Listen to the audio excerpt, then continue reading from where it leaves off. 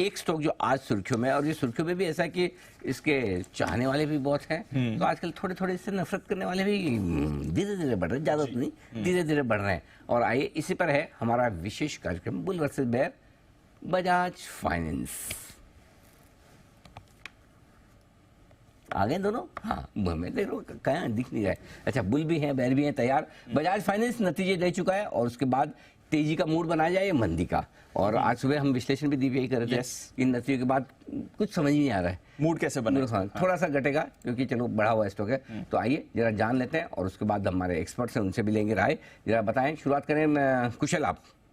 बिल्कुल सर, मैं तो नतीजों के साथ ही जाऊंगा और नतीजों में जो सबसे अच्छे पॉइंट्स हैं उसको हाईलाइट करते हैं यहाँ पर, जिसकी वजह से आगे चलकर, आज तो हो सकता है कि बाजार जो है गिरावट में है, उसकी वजह से बजाज फाइनेंस पर थोड़ा दबाव देखने को मिला हो, पर यहाँ पर दमदार एनआईआई करीबन 30% की ग्रोथ हमें देखने को मिली है। साथ ही मुनाफे के लिहाज से भी आप देखिए तो 27-28% की ग्रोथ छोटी बात नहीं होती है इतने बड़े स्केल वाली कंपनी के लिए। AUM भी 33% बढ़ता हुआ नजर आया है और इसी वजह से मुझे लग रहा है कि गिरावट में अच्छी खरीदारी का मौका अभी भी बजाज फाइनेंस में बन सकता है।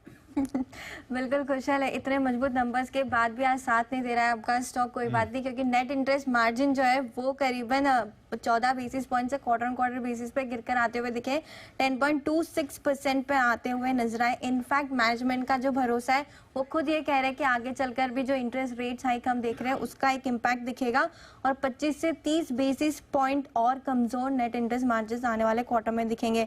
इसके अलावा प्रोविजंस भी देखें तो 45% की आपको वहाँ पे बढ़त दिखेगी और एसेट क्वालिटी जो इन कंपनीज के लिए इंपॉर्टेंट एक डेटा पॉइंट होता है वो भी देखेंगे तो आपको तिमाही दर तिमाही इस क्वार्टर में बढ़कर आती हुई दिखी है। तो नेट इंटरेस्ट मार्जिन का कंसर्न है और एसेट क्वालिटी पे भी थोड़े सवाल उठ रहे हैं। बिल्कुल नूपुर, अभी फिलहाल ऑफ कोर्स कुछ नेगेटिव्स भी हैं इसमें, इसके नंबर्स में, पर साथ साथ आपको ये भी ध्यान रखना है कि कंपनी का जो डिस्ट्रीब्यूशन मॉडल है वो काफ़ी शानदार है।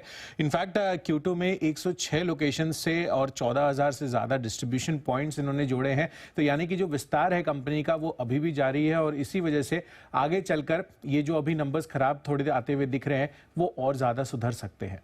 विस्तार की तो बिल्कुल जरूरत है क्योंकि कंपटीशन भी उतना ही ज्यादा बढ़ते हुए दिख रहा है। जियो फाइनेंशियल सर्विसेज जैसे कि आपको पता ही होगा उसकी एंट्री हो चुकी है, कंपटीशन बढ़ता हुआ दिख रहा है।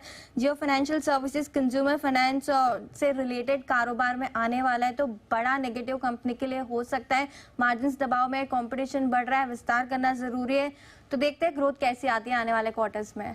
बिल्कुल ऊपर, ऑफ कोर्स कंपटीशन तो बढ़ता हुआ नजर आएगा ही, पर यही देखना है कि मार्केट साइज कितना बड़ा है, क्योंकि भारत की अगर हम बात करें तो अभी भी कंपनी के मैनेजमेंट का भी यही कहना था कि यहाँ पर जो नए प्लेयर्स भी आ रहे हैं उनके लिए भी मार्केट में जगह बन सकती है। बट ऑफ कोर्स देखना है कि कंपटीशन पर क्या इंपैक्ट आता है। बट बहरहाल मार्केट शेयर में इनकी अभी भी बढ़त होती हुई दिख रही है। साथ ही न्यू टेक प्लेटफॉर्म से आय को आगे चलकर भी बड़ा सपोर्ट मिलता हुआ भी नजर आ सकता है।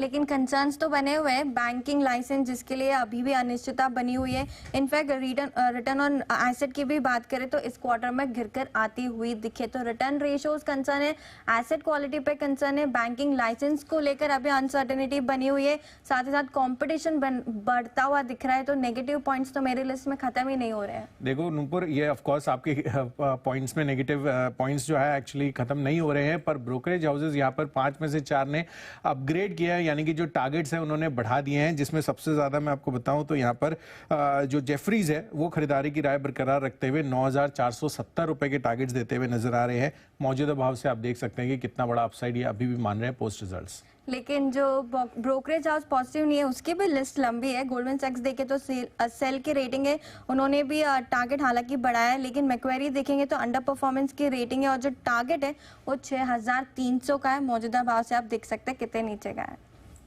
ओके, तो बिल्कुल आप दोनों का हाल एकदम परफेक्ट। जनरल न्यूज चैनल पे शाम को प्राइम टाइम पर जो डिबेट और डिस्कशन करने वाले जो पैनलिस्ट आते हैं उन्हीं की तरह है बिल्कुल। जिनको वो अपना नेता अगर अच्छा लगता है तो उनको उनकी हर बात में अच्छा ही दिखती है और बुरा लगता है तो हर सामने वाले जो विपक्ष के नेता की तरफ हर बात उनकी बुरी लगती है। एब्सोल्युटली। पर सिर्फ आप दोनों में इतना है कि आप बेहद सभ्य हैं। एक दूसरे की बात को बहुत आदर के साथ सुन रहे हैं, रेस्पेक्ट के साथ सुन रहे हैं और अपनी बारी का इंतजार कर रहे हैं जवाब देने के लिए। I really appreciate that. Okay, आइए तब तक आशु जी के पास चलते हैं। आशु जी, हमारे दोनों एनालिस्ट पर अपनी राय दीजिए और चाहें तो फिर आप बजाज फाइनेंस पर भी दे सकते हैं। अनिल जी देखिए, मैं ना दोनों के साथ नहीं जा रहा हूँ, आज मैं आपके साथ जा रहा हूँ सुबह से, जो मैंने आपको देखा है Anil ji, that is called valuation. तो अनिल जी, आपने जो शो किया वो तो आपने किया जिसमें प्रॉफिट नहीं है, कुछ नहीं है, उस तरह के स्टॉक्स के अंदर की वैल्यूएशन कहाँ से कहाँ पहुंच रही है। और अनिल जी, मैं इस चीज को बहुत प्यार से, सटली और कभी इनडायरेक्टली समझाता रहता हूँ कि कुछ स्टॉक्स ऐसे हैं जो एक वैल्यू के बाद प्रॉफिट बनाना, मतलब प्राइस एक्शन में बहुत मुश्किल होगा और वो अंडर परफॉर्मिंग रहेंगे। तो मुझे लगता है कि ये स्टॉक भी एक लेवल के बाद अली जी उसी लिस्ट में आता है।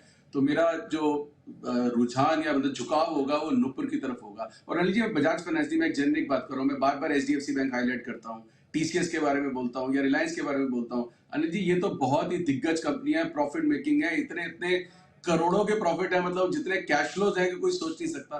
फिर भी देखिए अनिल जी, 2-2 साल से अंडर परफॉर्मिंग होते हैं। तो अनिल जी, ये इस मार्केट में बहुत बड़ी चीज का ध्यान रखना पड़ता है कि बियॉन्ड अ पॉइंट एक वैल्यूएशन के बाद जितना मर्जी अच्छा स्टॉक हो तो भी अनिल जी वो मतलब पैसे बनाने मुश्किल हो जाते हैं। तो मुझे लगता है कि अनिल वैल्यूएशंस काफी रिच है। और अनिल जी, इसीलिए इन स्टॉक्स को हटके जो कैश फ्लोज है, मतलब जो मार्केट के फ्लोज हैं, वो दूसरे स्टॉक्स में जाते हैं। और आपने देखा किस तरह से नए थीम्स उभर के आ रहे हैं और वो कितना परफॉर्म कर रहे हैं। तो मुझे भी लगता है अनिल जी, क्योंकि हमें जो कई बार होता है अनिल जी, जो हमारी लर्निंग होती है, जो बैगेज होता है, उसको अनलर्न करना पड़ता है आगे जाने के लिए। क्योंकि जिस बैगेज को हम कैरी कर रहे हैं उसमें जो अच्छा है वो हमेशा अच्छा लगेगा, जो खराब है वहां पे ध्यान नहीं जाता। लेकिन वो जो जब वो करवट होती है मार्केट का, जो टर्न होता है वो different. Anil ji, you have to be very active, you can't remain passive with your portfolio in the current times. आपको नए थीम्स ढूंढने पड़ेंगे।